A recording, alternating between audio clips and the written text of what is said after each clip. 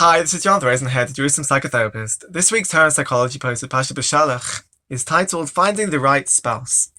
In this week's Pasha, we read about the Kriyas Yamsuf, where the Bnei Yisrael escaped the Mitzrayim when the sea split.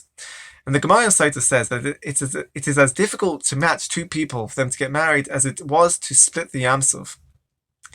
And I'd like to discuss this analogy between the difficulty of marriage, of finding the right person to marry in Kriyas Yamsuf. What is the psychological significance of this, and what is the difficulty of finding the right person to marry? So there's a few points that we can discuss.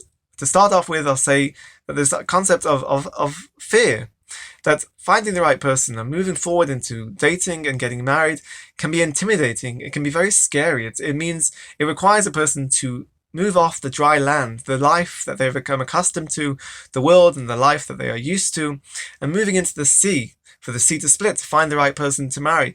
It can, in certain cases, it can be crippling. This sense of fear and self-doubt and lack of confidence and uncertainty can hold a person back. It can constantly doubting whether it's right, or whether they are ready, or whether they found the right person. All these questions which requires a person to move away from the dry land, which is scary, and to take that step into the water.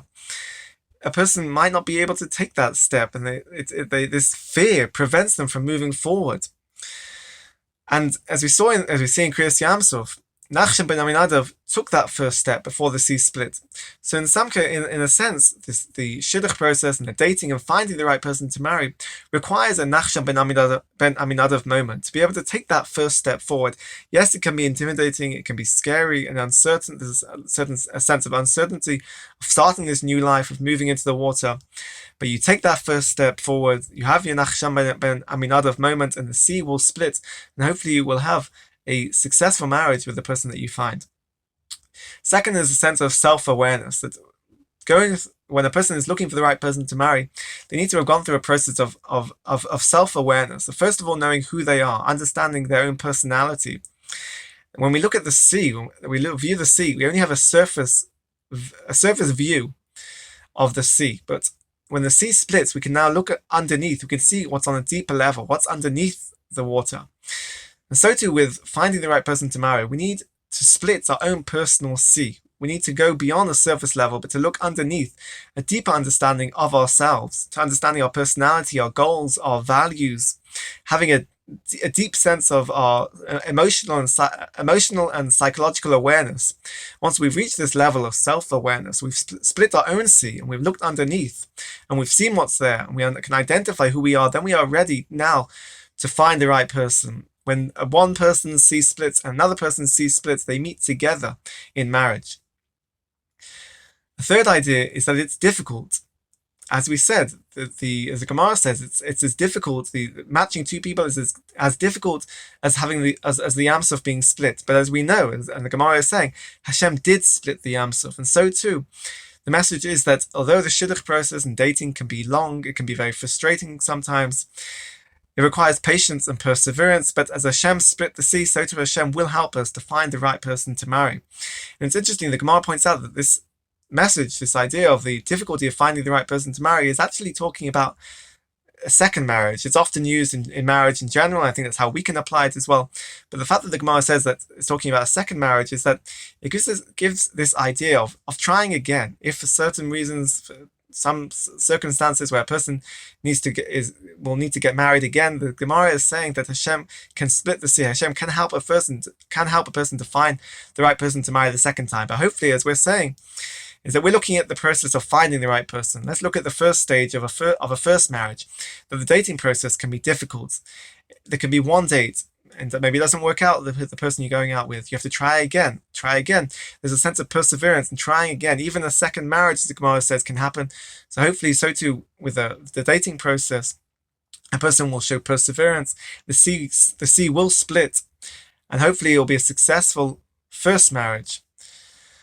And finally, there's the idea of the romanticization of the soulmate, this perfect person that we're waiting for. We're holding out for this idealistic person, this Mr. or Mrs. Perfect that's waiting on a desert island. We just need to cross over the ocean, and they're waiting for us, and we'll meet, and that's who we believe is out there waiting for us on this desert island. But that's not that's not the reality. Nobody is perfect. There's no desert island. We're not just crossing the ocean to find them. Rather, the sea is going to split. We don't know where this person is. When the sea splits, we will find them. But we need to go through this process of dating and finding the right person, but holding on to this ideal of a Mr. or Mrs. Perfect. The perfect person prevents a person from finding the right person to marry, because there is no one there. There is no one out there who is perfect. And there's a leading researcher in marriage, Dr. John Gottman, says personality, or focusing on the idea of personality and the idea of a compatibility, is not a complete indicator of how to find the right person to marry or successful marriage, but rather it's better to focus on the interactions between two people. How do they talk to each other? How do they behave with each other? Are they able to admire each other, show love and respect and support? Can they build something together, build a life together? Can they support each other's goals? It's more that it's looking at the quality of the interaction. And this is what it's best to focus during the dating process, to invest effort and energy into finding someone that you can see this interaction, that you can see that you can admire them and respect them and support them, because this is a good indicator that it's the right person to marry and there will be a successful marriage. As the Gemara in Mishlei says, Kamayim hapanim lepanim, ken lev ha'adam la'adam.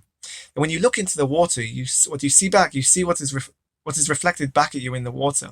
So too is the heart of a person. That what you show towards one person, if you show love and respect and admiration and support towards one person, that is what will be reflected back at you. That is what they will reflect back to you as well. So this is in the dating process and marriage, this is what should be the focus. That somebody you can see that through the interactions with each other, it's like looking into the water, looking into the ocean, and what you show towards one person will be reflected back at you. And hopefully you'll find the right person you can love and respect, and they will love and respect you in return. Have a great Shabbos and keep well.